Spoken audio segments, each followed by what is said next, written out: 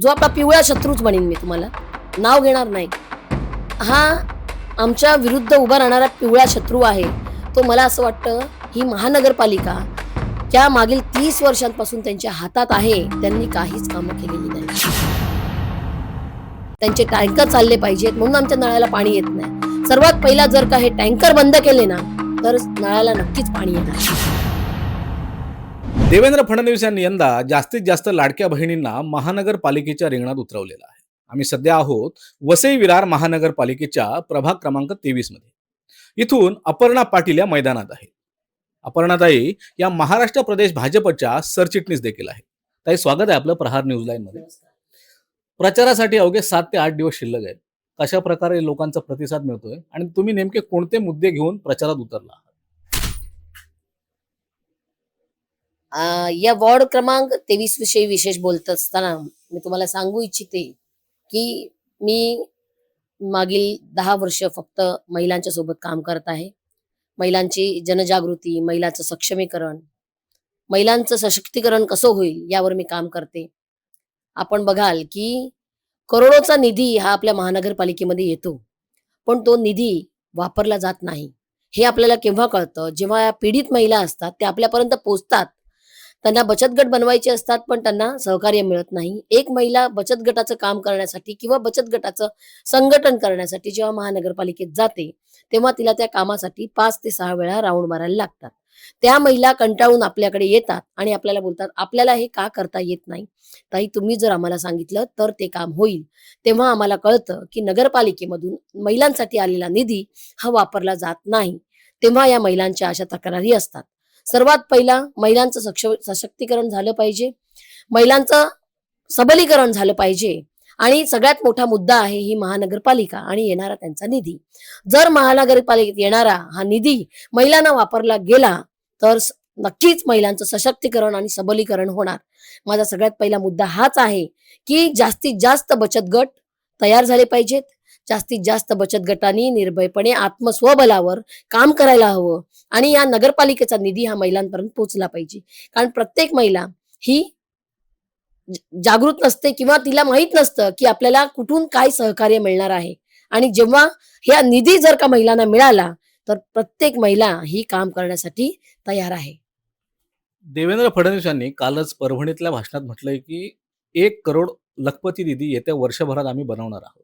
देवाभाऊंच्या या कामात तुमच्याकडून कशा प्रकारे मदत केली जाणार? आपल्याला मागील 4 महिने 5 महिने आधी तुम्हाला कळलं असेल की सहकारावर काम केलं गेलं, सहकार संस्थेंवर काम केलं गेलं. महाराष्ट्र प्रदेशाच्या आमच्या अध्यक्षा, ज्यांच्याबरोबर मी मागील 3 वर्ष काम करते, चित्राताई वाघ यांनी या सहकार क्षेत्रामध्ये 50% महिला उतरवलेल्या आहेत.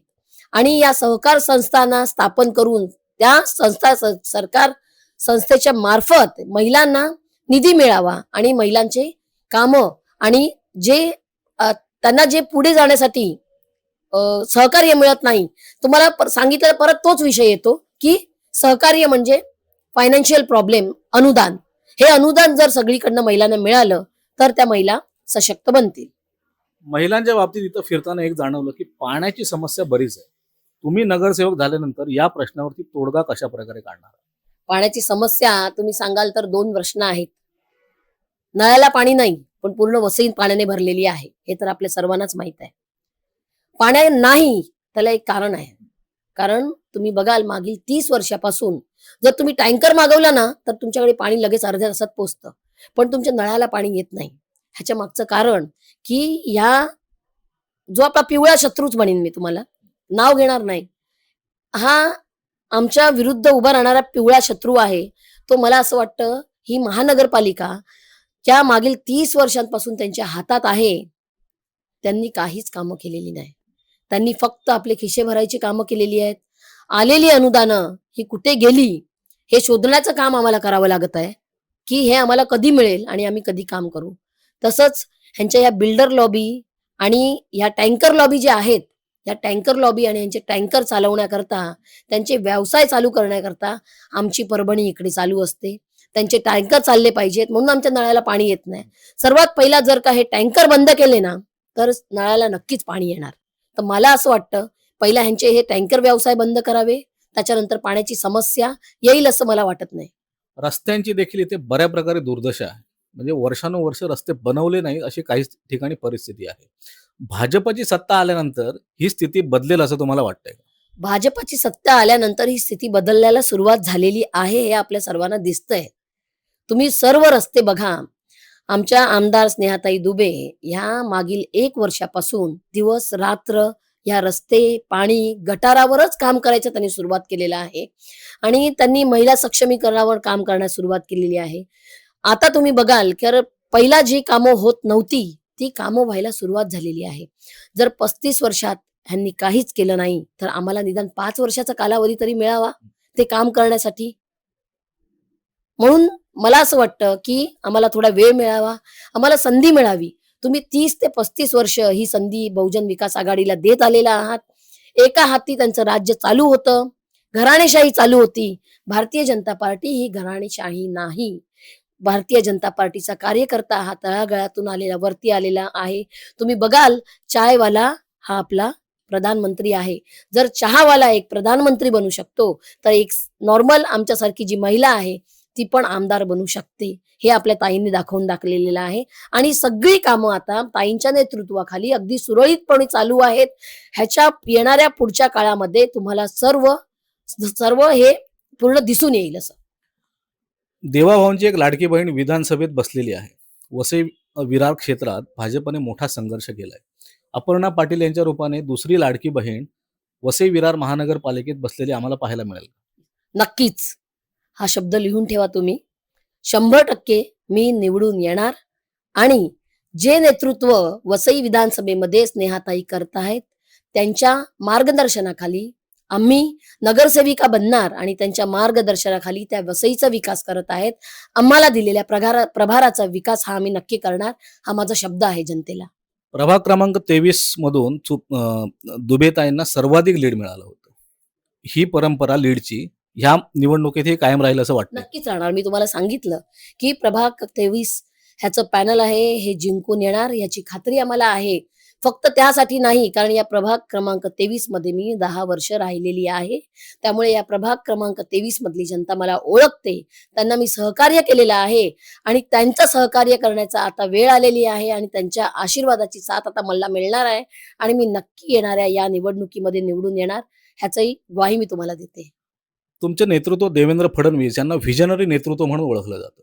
त्यांच्या शिलेदार म्हणून तुम्ही जेव्हा प्रभाग क्रमांक 23 मधून निवडणूक लढता आहात, तेव्हा तुमचं ह्या मतदारसंघासाठी व्हिजन नेमकं काय आहे? विजन तुम्हाला मी सांगितलं, की ताई विधानसभेमध्ये काम करत आहेत.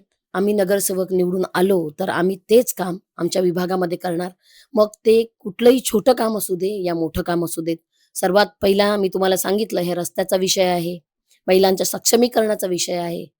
नंतर पाण्याचा विषय आहे. असे अनेक विषय आहेत. ते विषय सोडवण्याचा पूर्णपणे मी माझ्याकडनं प्रयत्न करणार आहे आणि तो प्रयत्न पूर्णच करणार नाही आहे. मी त्याच्या पुढे जाऊनही सर्व महिलांना जागृत आणि सक्षमीकरणासाठी पुढे आणणार आहे. आम्ही जेव्हा ह्या प्रभागात फिरत होतो, तेव्हा बहुजन विकास आघाडीकडून एक प्रचार असा करताना दिसतोय, की मागच्या 30 वर्षात आम्ही वसई विरार शहराचा कायापालट केलेला आहे. तुमच्या मते इथला किती कायापालट झाले? मला सांगू, कायापालट वसई विरारचा असा झालेला आहे, की इकडे 24 माळ्याच्या, 21 माळ्याच्या, 18 माळ्याच्या, 11 माळ्याच्या बिल्डिंग तर बनत आहेत, पण 4 माळ्याचं एक हॉस्पिटल बनत नाही. मग नक्कीच ह्यांनी वसईचा कायापालट केलेला आहे, हे मला सांगायची गरजच नाही. सर्वसामान्य रुग्णांना इथल्या रुग्ण सुविधा मिळत नाहीयेत. त्याच्याबद्दल भाजपा नेमकं काय काम करतं? तुम्हाला कळलं असेल, की भाजपाने जो फॉलोअप घेतलेला आहे, स्नेहाताईने जो फॉलोअप घेतलेला आहे, त्यातून तुम्हाला माहितीच असेल नालासोपारामध्ये रुग्णालय हे उभं राहणार आहे. जागेचं काम झालेलं आहे, निधी आलेला आहे. इलेक्शन तोंडावर आल्यामुळे तो काम थांबलेलं आहे. त्याचा पाठपुरावा आमच्या स्नेहाताई दुबे घेणार आणि भारतीय जनता पार्टीच्या नेतृत्वाखाली त्यांनी घेतलेल्या फॉलोअपचं एक छानसं असं सुंदर असं हॉस्पिटल या नागरिकांसाठी उपलब्ध होणार, हे खरं आहे. इथले रस्ते फेरीवाल्यांनी भरलेले दिसतात. फेरीवाला धोरणाची कुठेतरी कमतरता आहे. भाजपचं जेव्हा सरकार वसई विरार महानगरपालिकेत येईल, तेव्हा याविषयी नेमकं काय काम केलं जाणार?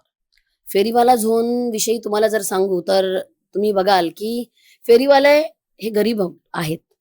त्यांचा उदरनिर्वाह होत नाही किंवा ते दुसरा कुठला व्यवसाय करू शकत नाही. म्हणून एक छोटीशी पुंजी लावून जिकडे जागा मिळेल तिकडे त्यांचा व्यवसाय करायला सुरुवात करतात. त्यांच्या व्यवसाय हा जो छोटा व्यवसाय आहे त्याच्यावर त्यांचा उदरनिर्वाह चालत असतो. म्हणून मला असं वाटतं, की कुठलं स्ट्राँग डिसिजन त्यांच्यावर घेतलं जात नाही. पण जर का या एवढ्या वर्षामध्ये नगरपालिकेने जर का फेरीवाले झोन हे सर्वांना करून दिले असते, तर हा रस्त्यावरचा जो फेरीवाल्या झोनचा प्रॉब्लेम आहे तो क्रिएट झालाच नसता. वसई विरार ड्रग्स मुक्त करणार असं तुमच्या जाहीरनाम्यात तुम्ही लिहिलं आहे. नेमकं हे ड्रग्सचा पुरवठा इथं कोण करतंय आणि त्यांना अभय कोण देतंय? याविषयी बोलू तर मी तुम्हाला सांगते, की आपण बघितलं, की वसईमध्ये 2-3 वेळा असे सगळे प्रकार घडले, की इतकं किलो मिळालं, एवढं ग्राम मिळालं. तर मला असं वाटतं, की हे कुठेतरी चालू आहे, पण आपल्या निदर्शनास येत नाही. हे निदर्शनास येत नाही, कारण त्यांचा कोणतरी गॉडफादर आहे या सर्वांच्या मागे आणि म्हणून ते हे सर्व करतायत. पण मला असं वाटते जेव्हा आमदार आलेत, जर नगरपालिकेवर भारतीय जनता पार्टीचा झेंडा लागला, तर हे सगळं बंद होणार. कारण तेव्हा सर्व प्रशासन बदललेलं असेल. वसई विरार महानगर क्षेत्रातून जवळपास 3 भाजपचे आमदार यावेळेस निवडून गेलेले आहेत. आता महानगरपालिकेच्या निवडणुकीत भाजपचे किती नगरसेवक निवडून येतील अशी खात्री वाटते? मला पूर्ण विश्वास आहे, भाजपचे किती नगरसेवक निवडून येतील, हे मी तुम्हाला सांगणार नाही. पण आमचा महापौर हा भाजपाचाच बसणार. अगदी शेवटचा प्रश्न, प्रहार न्यूज लाईनच्या माध्यमातून प्रभाग क्रमांक 23च्या जनतेला आणि मतदारांना तुम्ही काय आवाहन कराल? नमस्कार, मी अपर्णा पाटील, भारतीय जनता पार्टी महाराष्ट्र प्रदेशाची सरचिटणीस म्हणून मागील 3 वर्षापासून भारतीय जनता पार्टीच्या महाराष्ट्र प्रदेश अध्यक्षा सन्माननीय चित्राताई वाघ यांच्या नेतृत्वाखाली काम करत आहे. मी तुम्हाला एवढंच आवाहन करीन, मागील 30 वर्ष तुम्ही एका घराणेशाही व्यक्तीला निवडून दिलत आणि त्याचा रिझल्ट आपण बघतोय, की 35 वर्षामध्ये आपल्या वसई विरारचे काहीही प्रगती झालेली नाही. उलट आपण दिवसेंदिवस त्या पाण्याच्या बुडाखाली बुडत चाललेलो आहोत. एक संधी भारतीय जनता पार्टीला देऊन बघा. पुढच्या 5 वर्षामध्ये भारतीय जनता पार्टीचे पदाधिकारी किंवा नगरसेवक आणि महापौर हे काय करतील ह्याचा रिझल्ट तुम्हाला पुढे मिळेल. धन्यवाद ताई आमच्याशी संवाद साधल्याबद्दल. तर ह्या होत्या प्रभाग क्रमांक 23 मधल्या भाजपच्या उमेदवार अपर्णा पाटील. फक्त 5 वर्ष संधी देऊन बघा, भाजप वसई विरारचा कायापालट करेल असा विश्वास त्यांनी व्यक्त केलेला आहे. कॅमेरामन साक्षीसह मी सुहास शेलार, प्रहार न्यूज लाईन, वसई.